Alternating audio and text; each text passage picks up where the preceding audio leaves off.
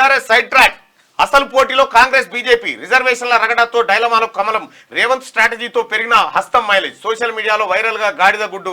ఇక కాక బీజేపీకి మద్దతా ఇండియా కూటమిక. కేసీఆర్ ఎటువైపో తెలియక క్యాడర్లో అయోమయం. థర్డ్ ఫ్రంట్ కరెంటు చెప్పొద్దంటూ ట్రోలింగ్. చేతులు ఎత్తేసిన బీఆర్ఎస్ క్యాండిడేట్లు అంటూ ఒక వార్తను చూస్తా ఉన్నాం. ఎక్కడ కూడా ఏ బీఆర్ఎస్ క్యాండిడేట్ కూడా నేను గెలుస్తా అని భరోసాగా కనిపిస్తలేడు ఎక్కడ కూడా. పక్కా సెకండ్ వస్తామే మేము అంటారు, పక్కా సెకండ్ వస్తాం అంటారు, గెలుస్తాం కాదు పక్కా సెకండ్ వస్తాం అంటారు. అయితే ఇక్కడ కేసీఆర్ ఏ కూటమి?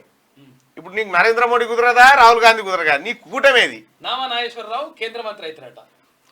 ఎట్లయితాడు? నామా నాగేశ్వరరావు కేంద్ర మంత్రి ఎట్లయితాడు?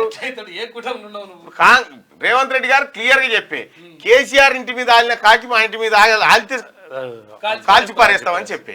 మరి క్లియర్ గా ఇక్కడనైతే తవ్వలేదు. మరి నీ తవ్వు ఎక్కడుంది? ఇప్పుడు ఏమీ లేదు. ఈ ఎన్నికలు అయిపోగానే భారతీయ జనతా పార్టీ సంఖలో చేరుతాడు కేసీఆర్. ఎందుకంటే గతంలో ప్రయత్నం చేసినట్టు నరేంద్ర మోడీ వచ్చి చెప్పే ఎన్డీఏలో చేరుతానని నా దగ్గరకు వచ్చిండు. రిజల్ట్ వచ్చినాక కాదన్న, 13వ తారీఖు నాడు సాయంత్రమే పోతాడు. అంతేనా? ఎందుకంటే ఆయనకు అలవాటు, మీకు ఐడియా ఉందో లేదు, 2009లో లూథియాన్ లో పోయి అద్వాని పక్కన నిలబడ్డాడు. ఇక్కడ సాయంత్రమే పోయిండు. 5 గంటలకు పోయి పంజాబ్ 7 గంటల మీటింగ్ లో ఆడ పోయి చేతులు లేపోయిండు. సార్కు బాగా అలవాటు ఉంటది కాబట్టి కేసీఆర్ అటో ఇటో అంటే ఇంకా అటే లేదు. ఇక ఏదో సరే, ఇక మనం పత్రికలు రాస్తుంటాయి కానీ అటే